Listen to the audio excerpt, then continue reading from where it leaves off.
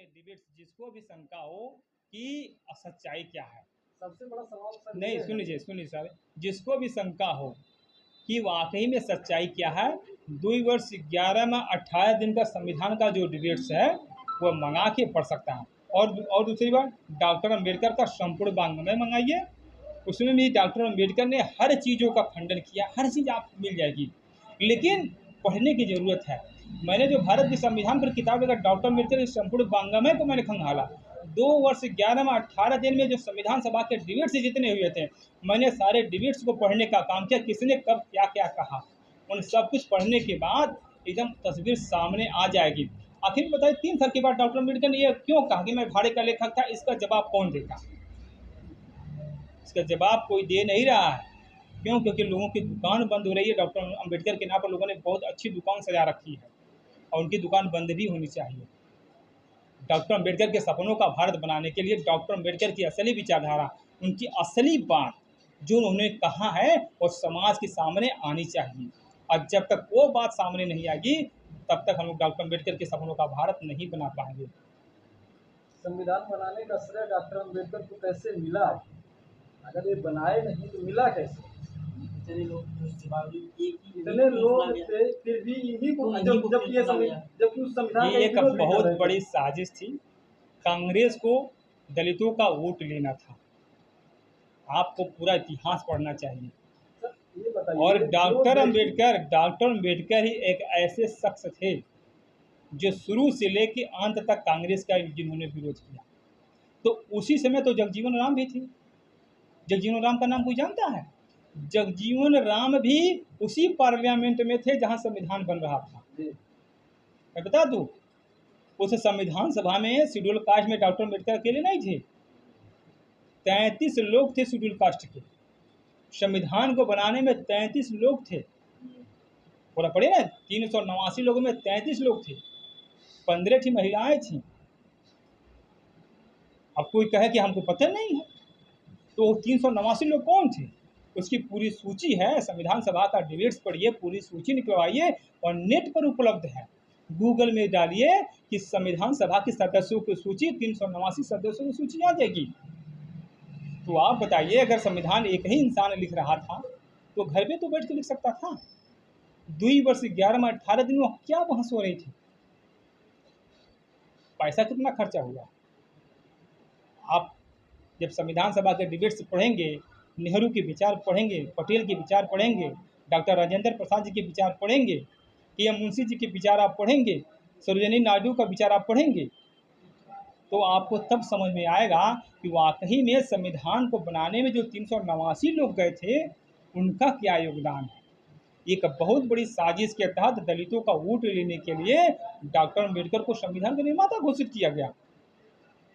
आखिर में डॉक्टर 50 में संविधान सौंप रहे हैं और 3 साल के बाद वो महान इंसान जिसकी बदौलत हम लोग का आया अस्तित्व है, 3 साल के बाद साफ साफ उन्होंने कहा कि मैं भाड़े का लेखक था। इस बात को इस देश का बुद्धिजीवी, जो बहुजन समाज का बुद्धिजीवी, जो डॉक्टर अम्बेडकर को फॉलो करता है, कहता मैं अम्बेडकरवादी हूँ, क्यों नहीं गवर्नर इस बात को बताता है जनता को? क्यों नहीं बताता? उसका रीजन है, उसका भी रीजन, जिनकी दुकान अच्छी सज गई है उनकी दुकान ख़त्म नहीं होनी चाहिए, उनकी दुकान टूटनी नहीं चाहिए। इसलिए जनता के सामने सच्चाई नहीं आ रही है। और BN राव और डॉक्टर अम्बेडकर का कंसेप्ट ऐसे ही बह रहा है। अब लोग हल्ला दंगा मचा रहे हैं, आधा लोग BN राव को लेकर मचा रहे हैं, आधा लोग डॉक्टर अम्बेडकर को लेकर मचा रहे हैं। और दोनों पक्ष के लोग, दोनों पक्ष के लोग न संविधान सभा के डिबेट्स पढ़ रहे हैं। संविधान सभा के डिबेट्स में है क्या? 389 लोगों ने कब कब क्या क्या कहा, कब क्या पेश हुआ, कितने संशोधन पेश हुए, कितनी कमेटियां बनाई गई, कमेटियों की रिपोर्ट क्या आई, इन सारी चीज़ों का खुलासा उस संविधान डिबेट्स में है। अब उसको के हक के लिए कौन, आखिर ये संविधान में जो लिखा गया है महिलाओं के हक के लिए लड़ाई कौन लड़ा? आप देखिए, यही अब हर चीज़ को डॉक्टर अम्बेडकर से जोड़कर ना देखिए, जब मैंने बताया कि संविधान को बनाने के लिए 26 कमेटी 25-26 कमेटी बनाई थी। अरे आप बता रहे पहले हैं सुन डॉक्टर लीजिए, अम्बेडकर की जो है उसमें पहले हिसाब से बता रहे हैं योगदान ही नहीं है। पहले वो सुन अपने लीजिए मर्जी से कुछ बात। नहीं किए। मैंने ये नहीं कहा डॉक्टर अम्बेडकर का योगदान नहीं हो, तो अरे आप काहे बोल रहे नहीं कह हैं। रहे हैं? आप आप वही ना कह ना रहे हैं, वही ना बात कह रहे हैं। ना खारिज कर रहे हैं आप। हाँ। आप, मैं किसी को खारिज नहीं कर रहा हूँ, आप बोल रहे हैं। आप ऐसे कहिए, ऐसे सुनिए ना। अच्छी बात, फंडामेंटल राइट्स जो हमारे हैं, जो मूल अधिकार है, इस अरे मूल सुनिए, अधिकार, पहले सुनिए। बतिया सुनिए, पहले बात तो सुन लीजिए, पूरी बात सुनी जाती है। जो मूल अधिकार बनाया गया, मूल अधिकार के अध्यक्ष कौन थे? सरदार वल्लभ भाई पटेल। तो जो हमारा फंडामेंटल राइट्स है, उसमें डॉक्टर अम्बेडकर का कोई योगदान है क्या? नहीं है, 1% नहीं है। क्यों?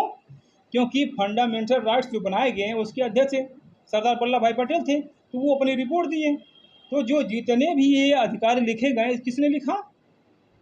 सरदार वल्लभ भाई पटेल, उसके कमेटी ने लिखा। अब इस बात को आप डॉक्टर अम्बेडकर से जोड़ कर देखेंगे। झंडा समिति बनाए गए कि हमारे इस देश का झंडा कैसे होगा, वो उसके अध्यक्ष ये भी कृपलानी को बनाया गया, उनकी एक कमेटी बनाई गई। अब डॉक्टर अम्बेडकर से जोड़कर आप देखेंगे या बी एन राव से जोड़कर आप देखिए कि अरे भैया, ये तो संविधान बनाने में डॉक्टर अम्बेडकर का क्या योगदान है, बी एन राव का क्या योगदान है। लेकिन झंडा का निर्माण किसने किया? झंडे की लंबाई कितनी हुई, चौड़ाई कितनी होगी, झंडे का कलर कौन सा होगा, इसका इसका प्रारूप किसने बनाया? उस कमेटी ने बनाया। संघ की, हमारा सेंट्रल गवर्नमेंट कैसे होगा, इसके अध्यक्ष पंडित जवाहरलाल नेहरू, जिन्होंने अंतरिम सरकार का गठन किया। इस देश में अंग्रेज थे, तभी उनके अंतरिम सरकार का गठन हो गया था। सोच लीजिए, डॉक्टर अम्बेडकर तो अकेले थे।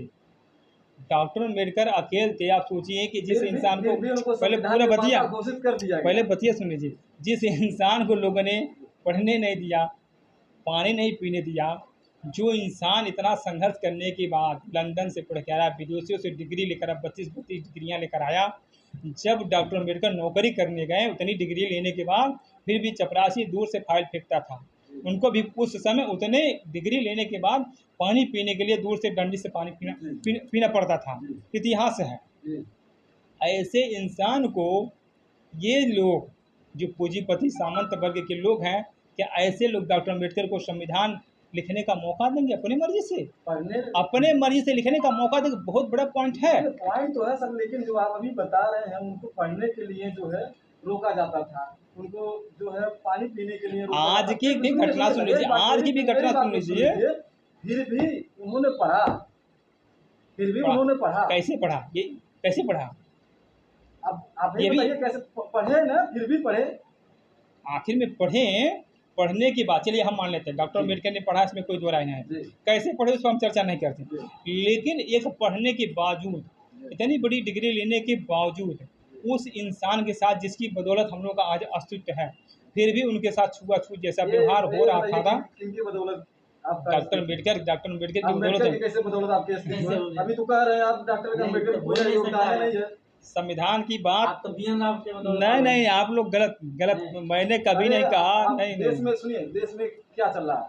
संविधान राज चल रहा है, क्या राज चल रहा है, बताइए आप। देश में संविधान का भी राज चल रहा है और मनुस्मृति का भी राज चल